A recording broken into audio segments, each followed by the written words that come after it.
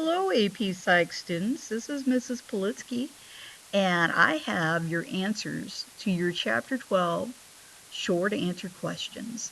So, as we go along, make sure you fill in your sheet that you have, and we will probably be talking more about this when I see you again in class here in a few days.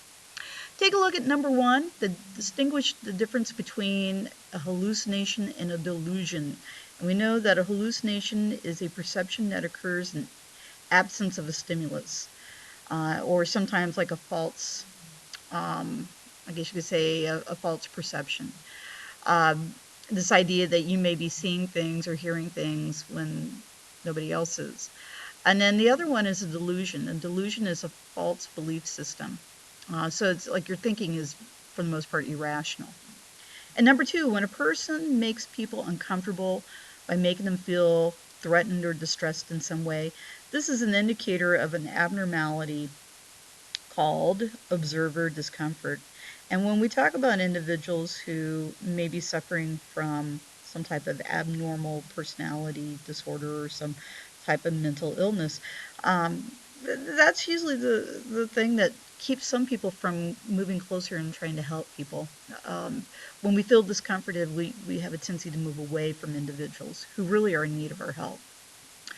Number three, which book published by the APA classifies mental disorders by their symptoms? And that would be the DSM-5, or the Diagnostic and Statistic Manual of Mental Disorders, the fifth edition, which just came out here in the last couple of years. All right, three mood disorders. These are some that we talked about the other day. Bipolar disorder, which used to be known as manic depression. Sometimes we hear about major depression, our second item. It may also be referred to as unipolar disorder. And then finally, seasonal affective disorder, known by the acronym SAD, which is a result of, or usually results from having a deprivation of sunlight. Number five, what mood disorder often affects people in the winter? It would also be SAD, the seasonal affective disorder, and a lot of it has to do with irregular levels of melatonin in the body. So a sun lamp or maybe some food supplements could also help with that. Briefly explain what happens when one is suffering from a panic disorder and compare this to the generalized anxiety disorder. So panic disorders, or a panic attack, usually uh, they have panic attacks with no connection to the present situation, so it just kind of happens out of the clear blue. Eventually, a panic attack subsides, but with a generalized anxiety disorder, there is anxiety at all times, like this hovering gray cloud of just being distraught and uneasy and just irritated. Um, and for the most part, not necessarily being able to pinpoint why that is happening.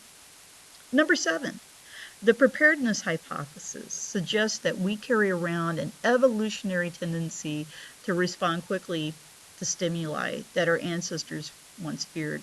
And this might explain why we have certain phobias to things like spiders and snakes. How are obsessions and compulsions different? An obsession is a thought, a compulsion is the action. So if you're thinking about someone and you're obsessing about them, that would obviously be an obsession. Compulsion is when you're acting upon it. So if you have this desire to stay germ-free, you may be constantly using Germ-X or Purell, or you might be constantly washing your hands. And number nine, if someone believes they have every little bug that is going around, or every illness, even though they have no physical indication that they're sick, they may be suffering from hypochondriasis. All right, number 10. The famous cases portrayed in the movie Sybil and the Three Faces of Eve depict patients with something known as dissociative identity disorder. Back in the old days, we used to call this multiple personalities. A lot of times we will refer to it by its acronym, DID, DID. All right. How do bulimics lose or maintain their body weight? Okay, they may binge, which is to eat, and then to lose, they may purge, that's the elimination. And that can be done either in the form of vomiting or using of laxatives. All right.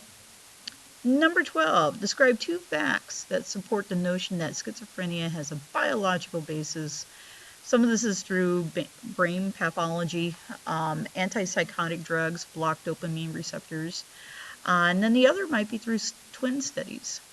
This idea of comparing 2 twins to see the probability that if one twin has schizophrenia, whether or not the other one would develop symptoms of that. Number 13, briefly list 3 characteristics of an individual with an antisocial personality disorder.